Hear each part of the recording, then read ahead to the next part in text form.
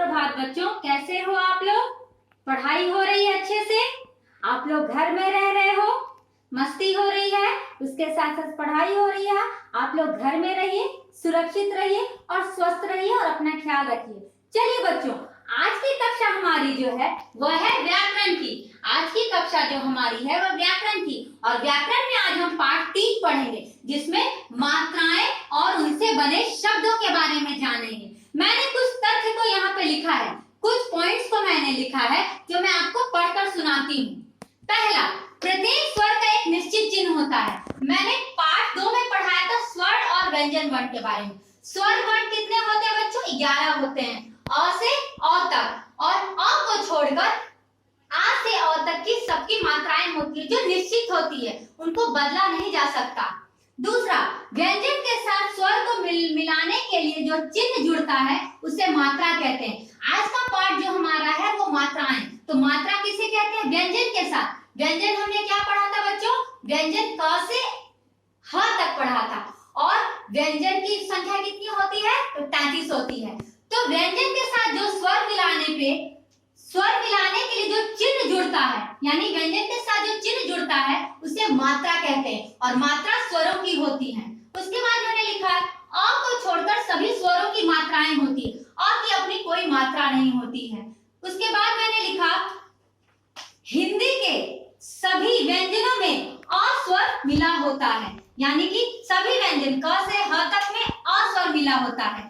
अ के बिना व्यंजनों को नहीं बोला जा सकता। जैसे उदाहरण सहित मैंने लिखा है, उदाहरण सहित क अ, क बोलिएगा तो उसमें अ का उच्चारण होता है, त ख ग, इस तरह सभी व्यंजनों में अ के साथ उच्चारण होता है।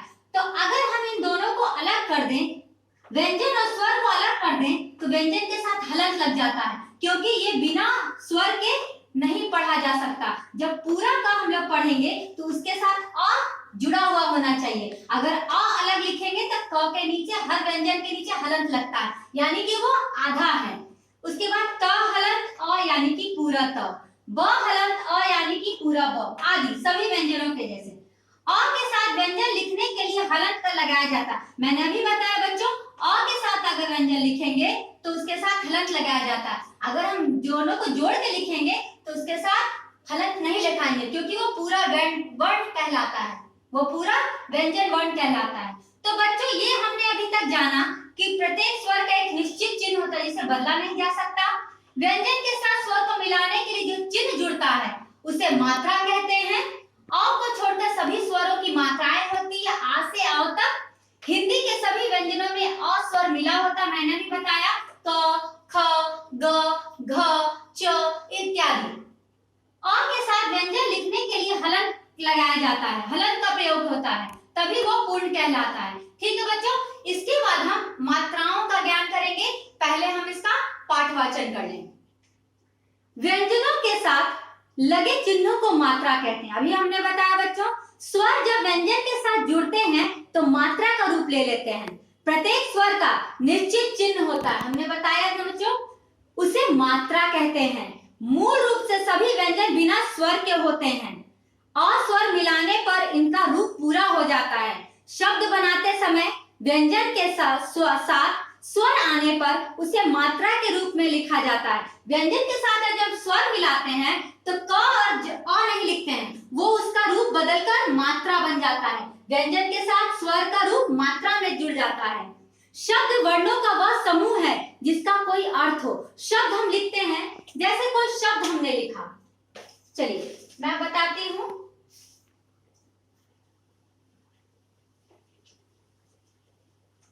मैंने कोई शब्द लिखा, अभी यहाँ पे मैं एक शब्द लिख रही हूँ, ठीक है बच्चों।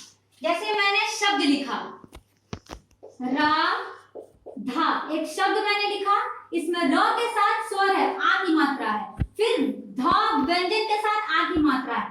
तो ये सब वर्ण मिलकर एक शब्द का निर्माण करते हैं। ये स्वर वर्ण व्यंजन वर्ण मिलकर शब्द का निर्माण करते हैं। किसका निर्माण करते हैं? शब्द का निर्माण करते हैं। शब्द निर्माण, व्यंजन और स्वर वर्णों को मिलाकर शब्द निर्माण होता है, और ये शब्द निर्माण होता है जिसका कोई अर्थ होता है, यानी कि सार्थक। सार्थक मतलब होता है जिसका कोई अर्थ हो। जैसे मैंने लिखा कमल। मैंने लिखा कमल, क म ल, इसके साथ स्वर जुड़े हुए हैं, तो क म ल। कमल क्या है? एक फूल का नाम है, एक फूल का नाम है। तो इसका अर्थ हम समझ गए कि कमल एक पुष्प यानी फूल का नाम है। इसका अर्थ सार्थक हो गया, ठीक है। अगर हम लिखेंगे लमक, लमक, लमक का कोई अर्थ नहीं होता है, तो जो निरर्थक है, जिसका कोई अर्थ नहीं हो, उसे हम शब्द नहीं कहेंगे। शब्द वह समूह है जिसको सही क्रम में लिखा जा सकता है और जिसका कोई अर्थ होता है यानी सार्थक शब्द होता है, वो कहलाता है। चलिए बच्चों, अब हम मात्राओं के बारे में जाने।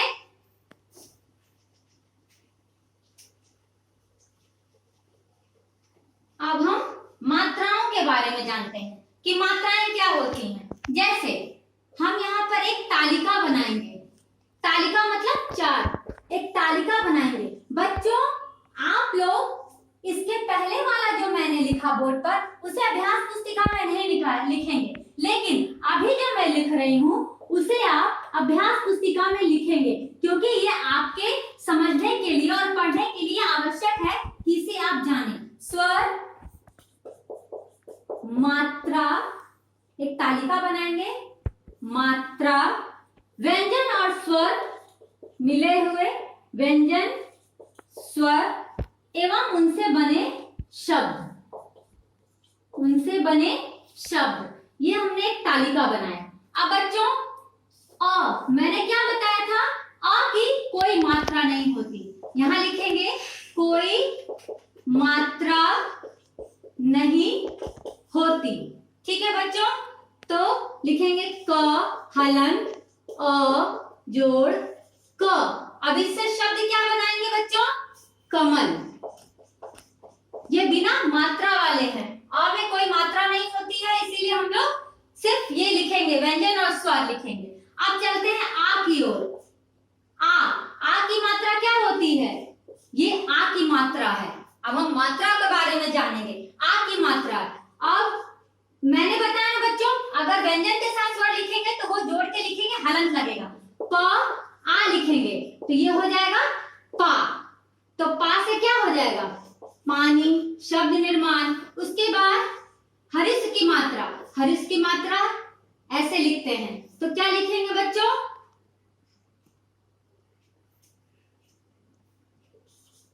क हलंत हर्षई, तो हो गया की। तो क्या लिखेंगे? किला, किला। इसी तरह दीर्घ की मात्रा, दीर्घ की मात्रा लिखेंगे बच्चों, तो क हलंत दीर्घ की दीर्घ, तो क्या हो जाएगा? ये जब व्यंजन के साथ लिखते हैं तो ये मात्रा में चेंज हो जाता है, मात्रा में बदल जाता है, तो की, तो लिखेंगे कील। इससे शब्द निर्माण करेंगे कील। इसी तरह हर्षऊ, ठीक है बच्चों। तो क हलंत हर्षऊ, तो क्या हो गया? कु। तो क्या लिखेंगे? कुसुम यानी फूल, कुसुम यानी कि फूल। इसके बाद बच्चों और मात्राएं हैं।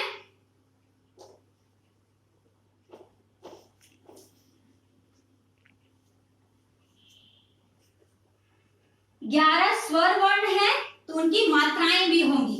अभी हमने लिखा हर्षऊ, तो दीर्घऊ लिखेंगे, दीर्घऊ की मात्रा ये होती है। अगर हम क के साथ दीर्घऊ लगाएं तो ये हो जाएगा कु। तो क्या हो जाएगा बच्चों? कूली, कूली, ठीक है बच्चों। अब इसके बाद री, री की मात्रा ऐसे होती है, अगर क में हलंत लगाएं और जो री लिखे तो री की मात्रा हमेशा व्यंजन वर्ण के वर्णों के नीचे लगती, क्री। तो हम लोग लिखेंगे कृषि, खेती, कृषि मतलब खेती। उसके बाद ए की मात्रा लिखेंगे, क के साथ हलंत लगाएंगे, ए वर्ण लिखेंगे, ए स्वर लिखेंगे, तो बदल के क्या बन जाएगा? के। तो क्या लिखेंगे? केला, ठीक है बच्चों। अब आते हैं आए, आए की मात्रा लिखेंगे, क में हलंत आए, तो ये बदल कर क्या हो जाएगा बच्चों? कै। तो कै का क्या हो जाएगा? कैमरा, जिसे हम लोग फोटो खींचते हैं ना बेटा, उसको बोलते हैं कैमरा। अब हो जाएगा ओ, ओ की मात्रा क्या हो जाएगा बच्चों? ओ की मात्रा। अब हम क हलन ओ लगाते हैं, ये बदल जाएगा व्यंजन के साथ को। तो को से क्या होगा बच्चों? कोट, जो हम पहनते हैं ठंडे के दिनों में, कोट। अब अंतिम स्वर वर्ण लिखेंगे आओ। औ की मात्रा हो जाएगी ये, क के साथ अगर हम औ लगा दे, औ स्वर वर्ण लगाएं, ये क हो जाएगा। तो क से कौन सा शब्द बनेगा? कौवा। तो बच्चों ये मैंने मात्राओं का बताया कि मात्रा और मात्राओं का स्वर की मात्रा बताया, व्यंजन और स्वर वर्ण मिलने पर क्या बनते हैं और उससे शब्द का निर्माण। मैं फिर से इन मात्राओं को एक बार लिख देती हूँ पुनः। मैं अब स्वर और उनकी मात्राओं को लिखती हूँ, ठीक है बच्चों। इस वीडियो के साथ बच्चों आपकी इस वर्ग कार्य की एक पीडीएफ जाएगी, जो मैंने पढ़ाया है वो पीडीएफ में आपको मिलेगी। आज का जो वर्ग कार्य है, मैंने ये तालिका बनाया, उससे आप अभ्यास पुस्तिका में लिखिएगा और उससे जुड़े 2-3 प्रश्न हैं जो आप उससे अभ्यास पुस्तिका में करिएगा। तो मैंने आज मात्रा क्या पढ़ा है बच्चों? स्वर। ये क्या हो गया? स्वर और उसकी मात्रा। तो आ की कोई मात्रा नहीं होती है।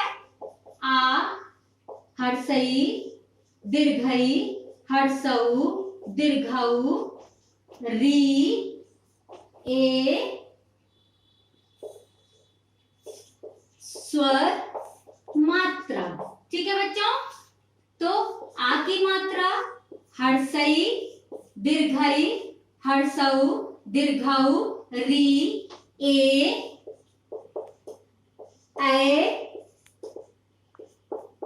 ओ, आओ। ये हो गए स्वर और मात्रा। तो हमने अभी क्या जाना बच्चों? मात्राएं और उनसे शब्दों का निर्माण जाना। ठीक है बच्चों। अब बताइए बच्चों, मैं एक चीज बताती हूँ, र के साथ अगर मात्रा लगे, अगर स्वर वर्ण लगे, तो वो कैसे बन जाता है, उसका कैसे वर्ण उच्चारण करेंगे? अगर र के साथ हर्षऊ या दीर्घऊ की मात्रा दाईं तरफ बीच में लगती हैं, बीच में लगती हैं, जैसे र हलंत हर्षऊ, तो क्या बन गया? रुपया। और र हलंत दीर्घऊ लगाएंगे तो ये बन जाएगा रूठना। कैसे लिखा हुआ बच्चों वो देखिए, हर्षऊ लगाएंगे तो आधा ये लिखेंगे और दीर्घऊ लगाएंगे तो यहाँ पे ये गोल घूम जाएगा, तो रूठना। तो र के साथ हर्षऊ और दीर्घऊ लगाने पे बाईं तरफ, दाईं तरफ बीच में लगती है। र के साथ हर्षऊ और दीर्घऊ दाईं तरफ बीच में लगती है, जैसे यहाँ बीच में मैंने लगाया है। तो र में हर्षऊ लगाएंगे तो रुपया बन जाएगा और र में दीर्घऊ लगाएंगे तो रूठना। इसका शब्द चेंज हो जाएगा, इसका शब्द चेंज हो जाएगा, यानी रू हो जाएगा और रू हो जाएगा, रुपया और रूठना। जैसे हम लोग कोई वर्ड को पढ़ते हैं, जैसे हर्षई, जैसे खुला, कुली, खींच के जो लंबा बोलते हैं उसमें दीर्घई या दीर्घऊ होता है, और जो धीरे से बोलते हैं उसमें हर्षई या हर्षऊ की मात्रा लगती है। ठीक है बेटा। तो र के साथ हर्षऊ लगा तो रुपया और र के साथ दीर्घऊ लगा तो रूठना। इस तरह बच्चों हमने क्या पढ़ा, क्या जाना कि जब हम शब्द लिखते हैं तो व्यंजनों के साथ ये चिन्ह लगते हैं, व्यंजनों के साथ चिन्ह लगते हैं जो मात्रा कहलाती है। और मात्रा किनकी होती है? तो स्वरों की होती है। और वर्णों का वह समूह शब्द कहलाता है जिसका कोई अर्थ है। मैंने बताया था ना बच्चों, कमल, तो कमल क्या है? एक पुष्प का नाम है जिसका कोई अर्थ होता है। वर्णों का वह समूह, 3 वर्ण है, क म ल, कमल, तीनों वर्ण मिलकर एक शब्द बने जिसका कोई अर्थ होता है। वही हम लिखते हैं ल म क लमक, जिसका कोई 3 वर्ण है लेकिन जिसका कोई अर्थ नहीं, तो वो शब्द नहीं कहलाएंगे, वो निरर्थक शब्द कहलाएंगे, यानी जिसका कोई अर्थ नहीं। और जिसका कोई अर्थ होता है वो सार्थक शब्द कहलाता है। ठीक है बच्चों, आप इस पाठ 3 का मात्रा एवं शब्द निर्माण का पाठ वाचन करेंगे और आज के वर्ग कार्य को पीडीएफ में जो दी गई है उसे आप अभ्यास पुस्तिका में करेंगे और उसे उतार कर अच्छे से उसको दोहराकर उसका उच्चारण करके पढ़ेंगे और अपने से खुद से मात्राओं से शब्दों का निर्माण करेंगे। ठीक है बच्चों, धन्यवाद।